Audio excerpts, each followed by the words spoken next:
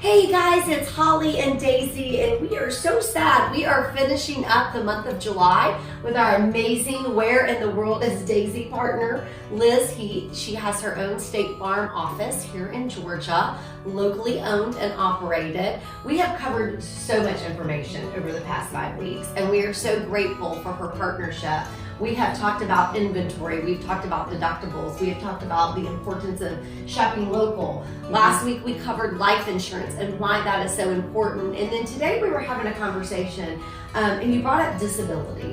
And the statistics you were spouting out were really staggering. I mean, I'm still just in awe. I can't believe because it's so many things that we don't think about.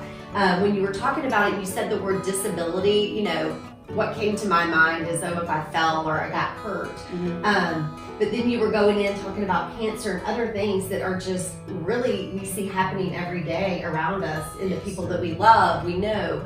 So can you give us a little insight, maybe go over those statistics with our viewers? Because I think it's really important that people understand what's happening around us. Absolutely. You know, one of the biggest things that made me want to talk about disability is the fact that it's the leading cause of foreclosures for the last 5 years.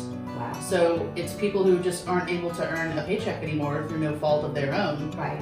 that are losing their homes, and their families are losing these homes. Right. Because about 42% of foreclosures now are caused by a disability, which is, I mean, it's just a huge number. Yeah.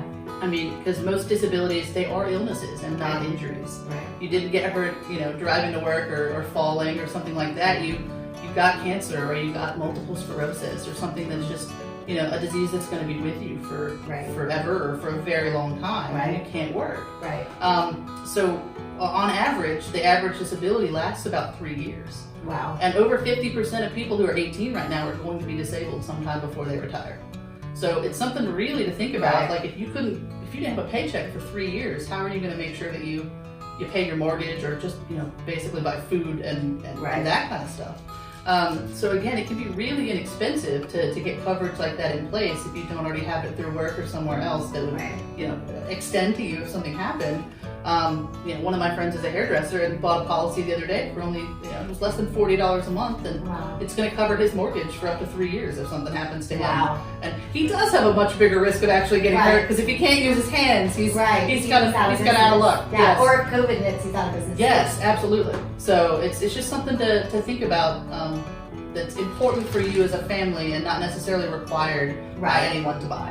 Well, and I know even companies that have disability insurance, you know, it's always a layered amount. You know, so you may have coverage, but it may not be adequate coverage. Correct. Can you have a disability policy with your employer and have one with you? You can. Okay. So one of the good things is there's actually 2 types of disability insurance. We have what's called short-term, which lasts usually between 1 to 3 years, and then long-term, which is what a lot of employers sell. Which you have to be disabled for, you know, usually 90 to 180 days before it starts paying out. And then it only pays 60% of what you made on average. So you can actually stack the short-term disability on top of the long-term and be collecting from both. Gotcha. Wow, that's awesome. Well, thank you so much. Oh, you you're have welcome. been fabulous. You have shared so much information with us.